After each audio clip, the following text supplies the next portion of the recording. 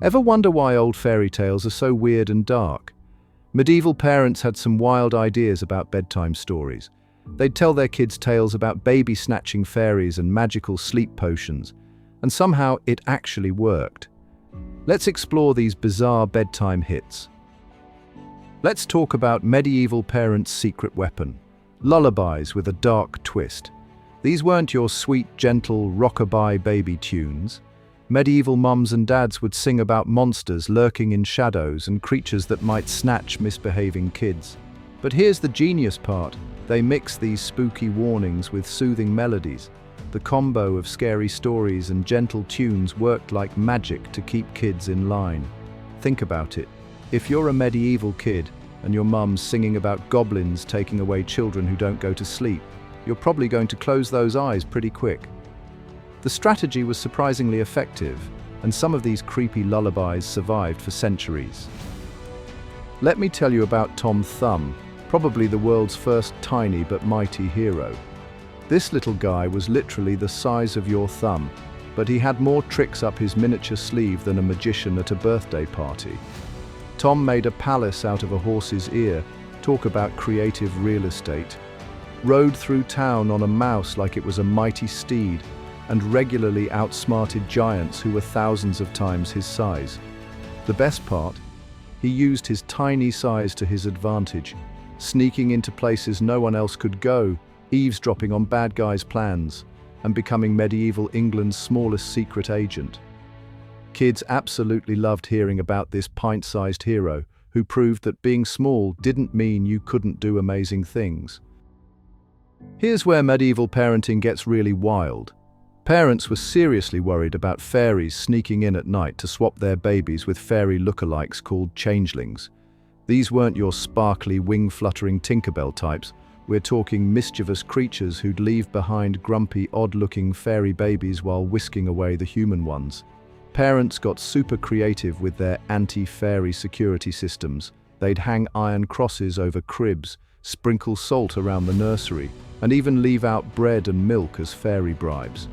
Some would turn their babies' clothes inside out or place scissors under the crib. Apparently, fairies hated sharp objects. The most dedicated parents would stay up all night singing protective charms and watching for any suspicious fairy activity. Let's meet the most unlikely group of heroes ever. 4 old farm animals who should have been collecting retirement benefits. You've got a donkey who can't carry loads anymore, a dog who's lost his hunting mojo, a cat who'd rather nap than catch mice, and a rooster who's one wake-up call away from being soup. These oldies but goodies team up and head to Bremen to become musicians. But here's the hilarious part. They never actually make it there. Instead, they find a house full of robbers and pull off the greatest senior citizen heist of all time. By standing on each other's backs and making the weirdest animal noises ever, they scared those robbers so badly the criminals probably never stopped running. It's basically Ocean's 11 with barnyard animals. Ready for the most amazing place medieval kids dreamed about? The land of cocaine was like Willy Wonka's factory on steroids. Imagine a world where roasted chickens fly straight into your mouth, rivers flow with wine, and pancakes grow on trees. The streets are paved with pastries, the houses are made of cake, and get this, the more you sleep, the more money you earn. No work, no rules, just endless feasting and fun. This fantasy land showed up in stories all across Europe, giving hungry medieval kids, and let's be honest, adults too, something amazing to dream about. It was basically medieval Europe's version of the floor is lava, except here, the floor is cheese, and you definitely want to fall in. Think the tooth fairy is weird? Wait until you hear what medieval kids did with their teeth. Instead of tucking them under pillows for cash, they'd throw their teeth straight into fires. Why?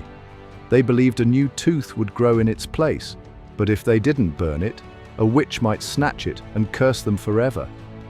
Some kids buried their teeth in mouse holes, hoping their new teeth would grow as strong and fast as a mouse's chompers. French kids would even bury their teeth and whisper to the mice, "Mouse, mouse, take this tooth and bring me back one made of iron." Talk about an upgrade request. These traditions spread across Europe faster than a mouse chasing cheese. Medieval kids had their own version of monsters under the bed, and trust me, they make today's closet creatures look like fluffy puppies. Dragons weren't just flying around burning villages. Parents swore these scaly troublemakers would sneak under beds to warm up on cold nights. But dragons weren't the worst of it. There were shape-shifting boggarts who'd squeeze through keyholes, mischievous hobgoblins who'd tickle sleeping kids' toes, and shadow-lurking worms waiting to snatch blanket-dangling feet. Parents use these spooky stories as their secret behavior management tool.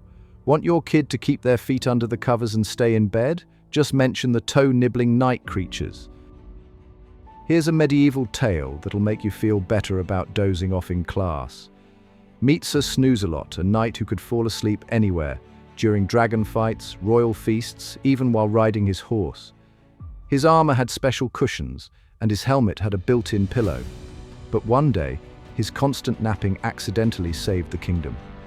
While everyone else was hypnotized by an evil wizard's spell, Sir Snooze-a-Lot was taking his usual power nap. He woke up at just the right moment, stumbled around half asleep, and somehow managed to knock over the wizard's magic staff. The kingdom called him a hero, though he slept through the entire celebration. You might think melatonin gummies are a modern parenting hack, but medieval parents were the original sleep aid innovators. They brewed up some wild concoctions, like lavender and chamomile tea mixed with a dash of moonstone dust, fancy, or warm milk with honey and nutmeg. Some parents would write special charms on parchment and tuck them under pillows, while others swore by placing a bowl of rose petals by the bed. My favorite has to be the sleep-tight origin story. They'd actually tighten the ropes holding up their mattresses to prevent sagging and squeaking. Sure beats counting sheep.